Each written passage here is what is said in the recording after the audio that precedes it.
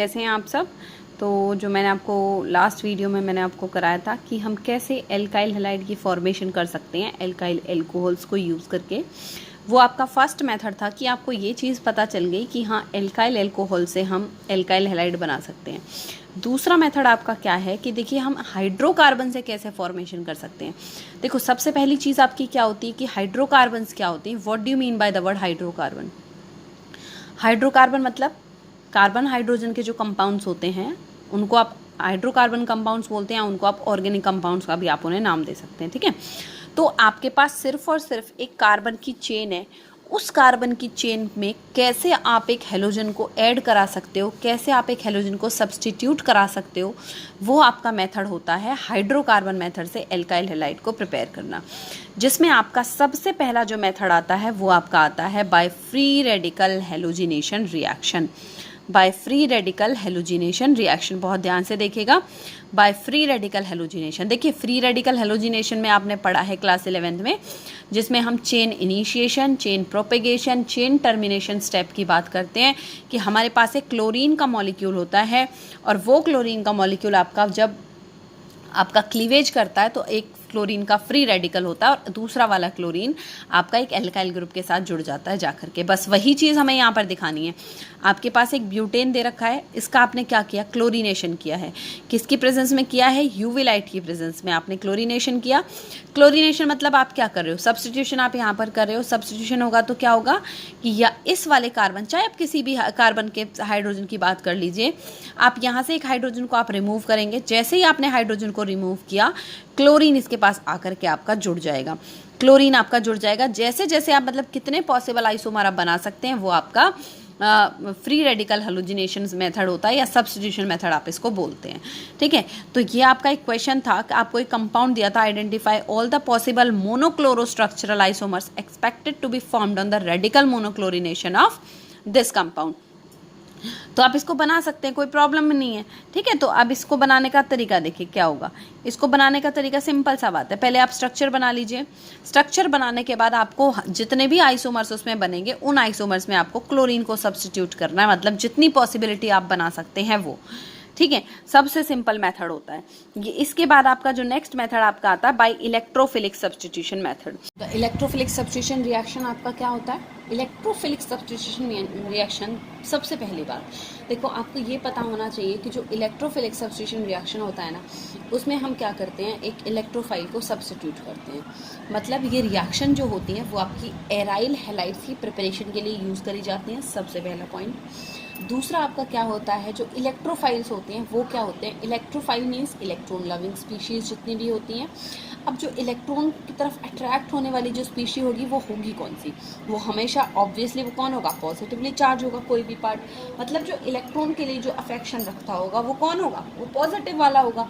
ठीक है, तो इलेक्ट्रोफिलिक सब्स्टिट्यूशन रिएक्शन का मीनिंग क्या होता है, the aryl chlorides and bromides, जो हम बात करते हैं एराइल क्लोराइड्स की या ब्रोमाइड्स की, that can be easily prepared by electrophilic substitution reaction. बहुत ध्यान से देखते जाइए, जो हमारा एराइल क्लोराइड्स होते हैं, the aryl chlorides and bromides can be easily prepared by electrophilic substitution of arenes with chlorine and bromine respectively in the presence of Lewis acid catalyst like iron and iron chloride। बहुत ध्यान से देखना कि हम हमेशा कभी भी आप एराइल हैलाइड्स की जब आप प्रिपरेशन करेंगे तो मेनली आपको क्या दिखाई देगा, हमें हमेशा लुइस एसिड कैटलिस्ट दिखाई देते हैं। जैसे कि आपने आयरन ले लिया, आपको पता है आयरन क्या होता है, आयरन एक मेटल होता है। ठीक है, आयरन मेटल है और आयरन हमेशा आपका किसकी फॉर्म में एग्जिस्ट करता है, आयरन मेटल हमेशा आपका एक कैटलिस्ट की तरह वर्क करता है। ठीक है, तो सबसे पहला पॉइंट देखो, यहाँ पे आपको क्या दिखाई दे रहा है, here you can see the टॉल्विनेस है। जब ये आपका हेलोजिनेशन करेगा तो हेलोजिनेशन किसकी प्रेजेंस में कर रहा है, आयरन की प्रेजेंस, मतलब डार्क में कर रहा है। आपको लाइट नहीं देनी है, यहाँ पर डार्क में रिएक्शन करनी है। आपका क्या होगा, जो ये मिथॉक्सी ग्रुप है, इलेक्ट्रॉन रिलीजिंग ग्रुप होता है, इसके जो नेक्स्ट कार्बन जो होगा उस नेक्स्ट कार्बन पर आपका क्या हो जाएगा, हेलोजन आपका सब्स्टिट्यूट हो जाएगा। और वहां पर आपकी पॉसिबिलिटी भी हो जाती है कि यहाँ पर आप ऑर्थो और पैरा डायरेक्टिंग ग्रुप्स की फॉर्मेशन आप कर सकते हैं। मेटा डायरेक्टिंग ग्रुप्स आपके स्टेबल नहीं होते हैं, तो मेटा डायरेक्टिंग की फॉर्मेशन कभी भी नहीं होती है, तो इस बात को आप ध्यान में रखिए। The ortho and para isomers can be easily separated due to large difference in their melting. हाँ जी बेटा, देखिए नेक्स्ट आपका पॉइंट आपका क्या होता है कि जो हमारा जब हम रिएक्शन करते हैं आयोडीन के साथ, the reaction with iodine are reversible in nature and require the presence of an oxidising agent. ये आपको क्वेश्चन मिलता है कि जब हम सल्फ्यूरिक एसिड को यूज़ करते हैं तो सल्फ्यूरिक एसिड के साथ जब हम कभी भी आयोडीन के अगर फॉर्मेशन कर रहे हैं, आपको एल्काइल आयोडाइड या प्रिपेयर करना है या आपको एराइल आयोडाइड प्रिपेयर करना है, तो कभी भी हम सल्फ्यूरिक एसिड को यूज़ नहीं करेंगे। लेकिन सल्फ्यूरिक एसिड को यूज़ करने के लिए हम उसको फॉर्मेशन को ले ही नहीं सकते, हमें हमेशा क्या लेना पड़ेगा, या तो आप HNO3, ठीक है। तो reaction with iodine are reversible in nature and require the presence of an oxidising agent HNO3 और HiO3 to oxidise the HI formed during the iodination. Simple सी पॉइंट है, बहुत इंपॉर्टेंट है। तो फ्लोरो कंपाउंड जो होते हैं which are not prepared by this method due to the high reactivity of fluorine, हम कभी भी फ्लोरो कंपाउंड्स को मतलब फ्लोरीन हैलाइड्स को हम कभी भी फ्लोरीन एल्काइल हैलाइड्स को हम कभी भी प्रिपेयर नहीं कर सकते हैं, क्योंकि जो फ्लोरीन होता है साइज बहुत ज़्यादा छोटा होता है और उसकी रिएक्टिविटी बहुत ज़्यादा होती है। Next a very much important reaction which is known as Sandmeyer's reaction. Sandmeyer reaction आपकी क्या होती है, आपको पता होना चाहिए। What do you mean by the word Sandmeyer reaction? Sandmeyer reaction आपकी वो रिएक्शन होती है जिसमें आप हमेशा क्या करते हो, कभी भी आपको एल्काइल हैलाइड प्रिपेयर करना है तो एल्काइल हैलाइड को प्रिपेयर करने का क्या तरीका होता है। तो सेंडमेयर नाम का एक साइंटिस्ट था, उसने ये बोला था कि जब भी सपोज करो आपके पास कोई प्राइमरी एरोमेटिक अमीन है, ठीक है, बहुत ध्यान से देखो, आपके पास कोई प्राइमरी एरोमेटिक अमीन है, जब उस प्राइमरी एरोमेटिक अमीन की रिएक्शन जब आप NaNO2 मतलब sodium nitrite along with halogen acid के साथ कराते हैं और इस टेम्परेचर पर आप रिएक्शन कराते हैं तो आपको हमेशा क्या मिलता है, एक डाइजोनियम सॉल्ट मिलता है। And what do you mean by the word that diazonium salt? वो डाइजोनियम सॉल्ट आपका क्या है, N ट्रिपल बॉन्ड NX वाला जो कंपाउंड होगा, बेंजीन रिंग के साथ डायरेक्टली अटैच्ड होगा, that is known as benzene diazonium salt या benzene diazonium halide you can say. अभी आपके पास आपको हैलाइड नहीं मिला, आपको डाइजोनियम सॉल्ट मिला है। अब उस डाइजोनियम सॉल्ट की आप दोबारा से क्या करेंगे, आप क्यूप्रिक हैलाइड की प्रेजेंस में आप क्या करते हैं, उसकी रिएक्शन करते हैं। तो जब क्यूप्रिक हैलाइड की प्रेजेंस में जब आप उसकी रिएक्शन करेंगे then what you will be getting, you will be getting this compound, that means aryl halide you will be getting and nitrogen gas will be released out. So very much important part. अब देखिए यहाँ पे हुआ क्या, the replacement of diazonium group by iodine does not require the presence of cuprous halide. अगर suppose करो अगर आपको यहाँ पर क्या करना हो, आपको एराइल आयोडाइड की प्रिपरेशन करनी हो ना, तो आपको यहाँ पर किसी क्यूप्रिक हैलाइड की जरूरत नहीं होती है, क्योंकि बहुत सिंपली, क्योंकि आयोडीन का साइज बहुत ज़्यादा बड़ा होता है, तो वहाँ पर ये क्या होता है, बहुत इजीली आपका यहाँ पर आकर के आपका अटैच हो जाएगा, जिसके लिए आपको इस कैटलिस्ट की जरूरत नहीं पड़ेगी, ठीक है। And is done simply shaking the diazonium salt with potassium iodide. आपने सिर्फ पोटेशियम आयोडाइड यहाँ पर डाला, आप पोटेशियम आयोडाइड डालोगे, रिएक्शन आपकी बहुत इजीली हो जाती है। तो जैसे आपको यहाँ पर दिखाया भी हुआ है कि अगर आप क्लोराइड और ब्रोमाइड की प्रिपरेशन कर रहे हैं तो आपको क्यूप्रिक हैलाइड की जरूरत पड़ेगी, लेकिन अगर आपको एराइल आयोडाइड की फॉर्मेशन करनी है then you will not need the cupric halide, you can only do the reaction with potassium iodide. Next आपका क्या होता है, बहुत इंपॉर्टेंट रिएक्शन है diazonium Sandmeyer's reaction. Sandmeyer reaction, the reaction in which a primary aromatic amine on treatment with sodium nitrite and halogen acid at this temperature it will gives rise to diazonium salt, and further this diazonium salt will treated with cuprous halide, that means Cu2Cl2 या Cu2Br2, and you will be getting aryl halide compound, and that aryl halide compound it will be chloride और it will be bromide। बस इतना आप सब ध्यान रखिएगा। Iodide अगर आपको प्रिपेयर करना है then you don't have to mention here Cu2X2। The reaction can be easily done by shaking it with potassium iodide, ठीक है। तो सबसे नेक्स्ट मेथड आपका क्या आता है कि एल्कीन से हम कैसे प्रिपरेशन कराते हैं। एल्कीन्स देखो, सबसे बड़ी बात आपकी क्या होती है, एल्कीन्स क्या होते हैं। सबसे पहली बात तो हमें पता है alkenes doubly bonded carbon compounds होते हैं, आपको ये बात पता है। एल्कीन्स हमेशा डबली बॉन्डेड कार्बन कंपाउंड है। अब आप एक चीज सोचो, हमें डबल बॉन्ड से हमें क्या बनाना है, हमें एल्काइल हैलाइड प्रिपेयर करना है। तो आप एक चीज सोचो ना, देखो इसके पास क्या है, इसके पास सिमेट्रिकल एल्कीन है। सपोज करो इस कार्बन के पास भी 2 हाइड्रोजन प्रेजेंट है, इस कार्बन के पास भी 2 हाइड्रोजन प्रेजेंट है। अगर आपको यहाँ पर हेलोजन का सब्स्टिट्यूशन कराना है तो ऑब्वियसली आपको इस बॉन्ड को तोड़ना पड़ेगा, ठीक है। तो जब आप इस बॉन्ड को तोड़ोगे तो होगा क्या, ब्रोमीन भी ऐड हो रहा है एक तरीके से और हाइड्रोजन का भी एडिशन होगा। तो इनडायरेक्टली ये रिएक्शन कैसी हो गई, ये रिएक्शन आपकी एडिशन रिएक्शन कहलाएगी। तो इस एडिशन रिएक्शन में आप क्या बोलोगे, एडिशन ऑफ हाइड्रोजन हैलाइड आप करेंगे। हाइड्रोजन हैलाइड का मतलब क्या है, एक बार आप हाइड्रोजन का एडिशन करेंगे, एक बार आप हेलोजन का एडिशन करेंगे। तो अगर ये सिमेट्रिकल एल्कीन है, तो जब भी कभी भी हम एल्कीन की बात करते हैं और हमें कभी भी किसी भी सब्स्टिट्यूएंट को हमें ऐड कराना है एल्कीन पर, तो हम दो तरीके की पार्ट होते हैं, वन इज मार्कोनिकॉफ रूल और एक होता है आपका anti Markovnikov rule. Now what do you mean by this word Markovnikov addition reaction क्या होती है। मार्कोनिकॉफ एडिशन रिएक्शन हमेशा सिर्फ डबली बॉन्डेड कार्बन कंपाउंड्स के लिए ही यूज करी जाती है। और मार्कोनिकॉफ में आपका क्या होता है कि जिस कार्बन के पास लेस नंबर मतलब मार्कोनिकॉफ में अगर हम बात करेंगे तो अगर ये सिमेट्रिकल है, ठीक है, अगर ये सिमेट्रिकल है तो यहाँ पर तो आप किसी के पास भी हेलोजन को लगा दो, किसी के पास भी आप हाइड्रोजन को लगा दो, कोई फर्क ही नहीं पड़ेगा। चाहे आप इधर हेलोजन लगा दो, इधर हाइड्रोजन लगा दो, या इधर हेलोजन लगा दो या इधर हाइड्रोजन लगा दो, आपको सेम ही प्रोडक्ट मिलना है, ठीक है। तो आपका यहाँ पर क्या हो जाएगा, अगर आप क्लोरीन, ब्रोमीन, आयोडीन अगर आप लगाते हैं, मोस्ट प्रेफरेबली हम क्लोरीन और ब्रोमीन को यूज कर लेते हैं, ठीक है, वो डिपेंड करेगा, आपको कुछ भी दे सकता है वो। तो यहाँ पे आपका क्या हो जाएगा, आपको एक सिंगली बॉन्डेड कार्बन कंपाउंड मिल जाएगा हैलाइड वाला, ठीक है। अच्छा, मार्कोनिकॉफ एडिशन का मतलब क्या होता है, in case of unsymmetrical alkene. ये तो सिमेट्रिकल एल्कीन की बात, तो कोई दिक्कत नहीं है। जब अनसिमेट्रिकल एल्कीन की जब हम बात करते हैं तो अनसिमेट्रिकल एल्कीन्स में आपका क्या होता है, सपोज करो सबसे पहली बात, अनसिमेट्रिकल एल्कीन्स कौन से होते हैं, वो कार्बन कंपाउंड्स या वो डबली बॉन्डेड कार्बन कंपाउंड्स जिसमें लेफ्ट और right side on the double bond there are different number of carbon atoms are present which is unsymmetrical, ठीक है। आपने किसकी प्रेजेंस में रिएक्शन कर रहे हैं, आप एसिड आयोडाइड के प्रेजेंस में। एसिड मैंने क्यों बोला, क्योंकि H क्या है, H पॉजिटिव आयन मतलब एसिड को रिप्रेजेंट करता है, तो मैंने एसिड आयोडाइड बोल दिया। जब ये अनसिमेट्रिकल एल्कीन है, हमें यहाँ पर इसका एडिशन करना है और एरो के ऊपर कुछ भी नहीं लिखा हुआ है, that means you have to do the Markovnikov addition reaction. अगर यहाँ एंटी मार्कोनिकॉफ लगाना होता तो यहाँ पर आपको परऑक्साइड मतलब H2O2 आपको मेंशन किया होता है, या एंटी मार्कोनिकॉफ यहाँ पर लिखा हुआ होता, ठीक है। तो देखो यहाँ पर क्या होगा, अगर ये आपका अनसिमेट्रिकल एल्कीन है तो ये इस एसिड आयोडाइड में से आयोडीन कौन से वाले कार्बन के पास जाएगा और हाइड्रोजन कौन से वाले कार्बन के पास जाएगा, ये बात बहुत इंपॉर्टेंट है।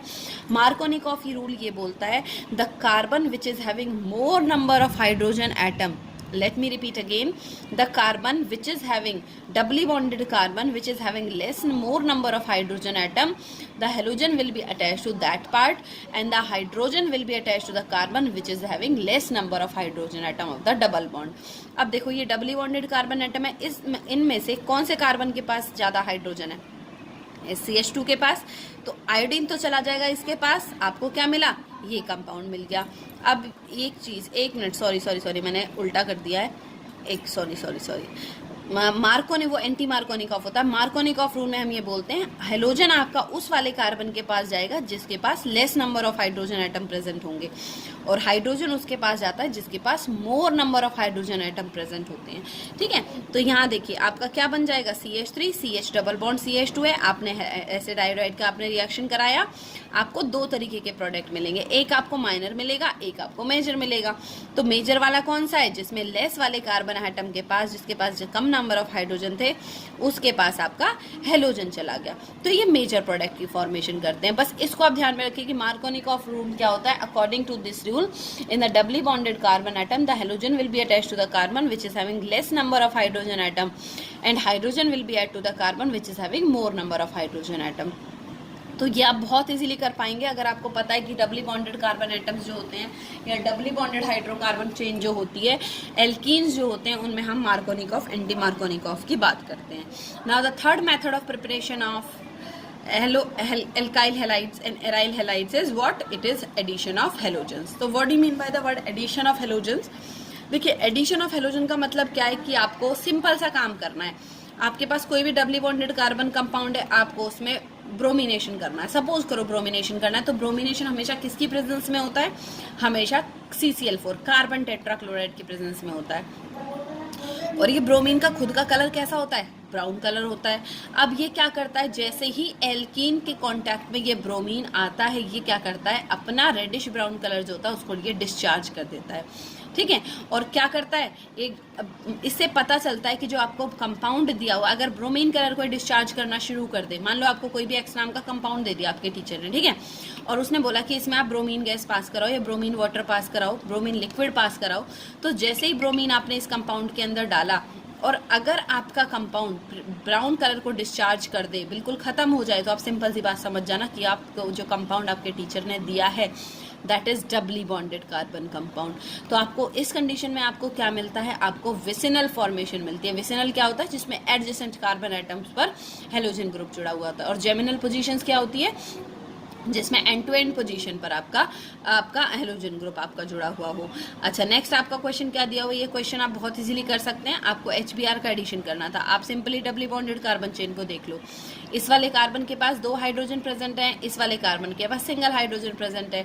और ये है कैसा, ये आपका अनसिमेट्रिकल एल्कीन है। तो जो मार्कोनिकॉफ रूल क्या होता है कि जिस कार्बन के पास कम number of hydrogen atom present होंगे हेलोजन तो वहां चला जाएगा, और जिसके पास ज्यादा number of hydrogen atom present होंगे हाइड्रोजन उसके पास जुड़ जाएगा। तो आपको ये कंपाउंड मिल जाएगा इन द सेम केस। आप सेकेंड पॉइंट देखो, ये भी आपका अनसिमेट्रिकल है, आपने HCl जोड़ना है तो Cl चला जाएगा इस वाले कार्बन के पास और हाइड्रोजन चला जाएगा इस वाले कार्बन के पास। डबल बॉन्ड किस में कन्वर्ट हो जाएगी, आपकी सिंगल बॉन्ड में कन्वर्ट हो जाएगी।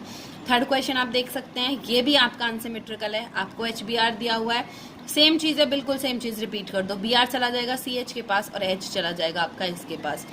फोर्थ नंबर रिएक्शन में आप देखिए, आपको एरो के ऊपर आपको क्या दिया हुआ है, पर ऑक्साइड दिया हुआ है।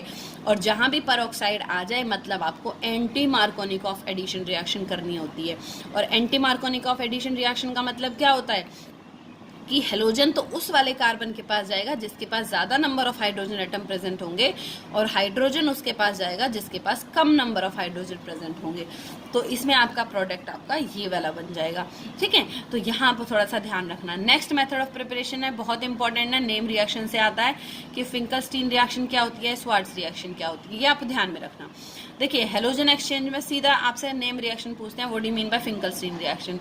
So the reaction in which N alkyl halide reacts with sodium iodide in the presence of dry acetone, dry ether to give alkyl iodide and sodium halide will be released out. This is the Finkelstein reaction. बहुत simple सी reaction है, बहुत important है, नाम से ही आती है।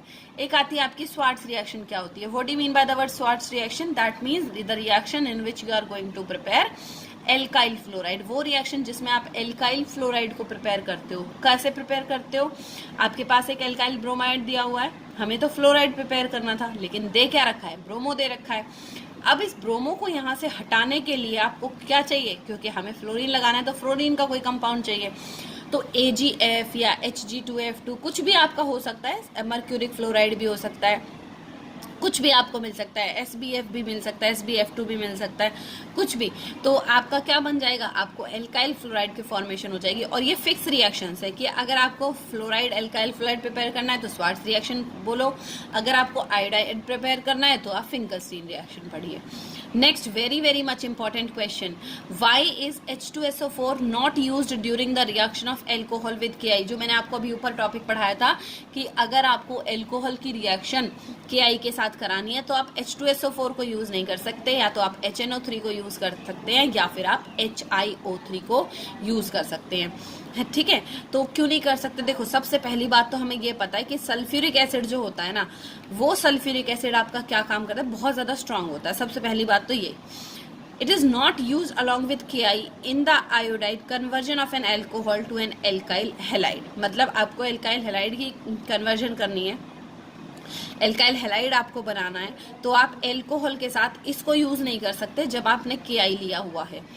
क्यों नहीं कर सकते, क्योंकि ये जो सल्फ्यूरिक एसिड के डालते ही ये क्या काम करेगा, ये इस KI को ना as it converts KI to corresponding HI, उसको HI में कन्वर्ट कर देगा और उसके बाद I2 में कन्वर्ट कर देगा। फाइनली पहले KI को HI में कन्वर्ट करेगा और उसके बाद I2 में कन्वर्ट कर देगा और प्रोडक्ट आपको नहीं मिलेगा, ठीक है। तो हम क्या करते हैं, हम H2SO4 को यूज नहीं करते हैं, इस चीज को आपको ध्यान में रखना है। अच्छा जी, यहाँ पर आपके ये कुछ रिएक्शंस हैं, देख लीजिए। Draw the structures of the monochloro product. जब आप थाइनाइल क्लोराइड को, क्योंकि ये साइक्लोहेक्सेनॉल है, रिंग ये क्या है आपका, एक बेंजीन नहीं है, दिस इज साइक्लोहेक्सेनॉल। थाइनाइल क्लोराइड के प्रेजेंस में रिएक्शन करेंगे, आप यहाँ से OH को रिप्लेस कर देंगे, Cl लग जाएगा। ठीक है, यहाँ पर आपका दूसरी रिएक्शन देखिए, NO2 ग्रुप दिया हुआ है आपको, CH2 CH3 पर आपका क्या हो जाएगा, यहाँ पर आपका सब्स्टिट्यूशन हो जाएगा, CH Br CH3। In the same case आप इस वाले OH को रिलीज करेंगे, Cl यहाँ पर आ जाएगा, आपको CH2 Cl मिल जाएगा। आप CH3, आपको जो टॉल्विन दिया हुआ, टॉल्विन नहीं है ये यहाँ पे, सॉरी ये वाला डबल बॉन्ड नहीं थी, HI के साथ इसकी रिएक्शन करेंगे तो आप क्या करेंगे, यहाँ पर ये वाली डबल बॉन्ड यहाँ से हट जाएगी और यहाँ पर CH3I बन जाएगा। तो ये कुछ रिएक्शंस हैं, इसी तरीके से आप इन रिएक्शंस को, ये शायद आपके NCERT की, हाँ जी NCERT की ही रिएक्शंस है। आप इसका ब्रोमिनेशन कर रहे हैं, UV लाइट की प्रेजेंस में कर रहे हैं, आपको क्या करना है, डबल बॉन्ड को तो आप कोई डिस्टर्ब नहीं करोगे, आप ब्रोमीन को सब्स्टिट्यूट कर देंगे। ठीक है, तो ये सारा हुआ आपका, जितनी भी आपकी केमिकल मेथड, जो आपके मेथड्स होते हैं प्रिपेयर करने के, जनरल मेथड्स जो होते हैं प्रिपेयर करने के, these are the methods. So guys, if you like the video, then please do like, share and subscribe, and we'll cover the next part, that is physical properties of alkyl and aryl halide, in the next video. So till then, bye bye and have a nice day.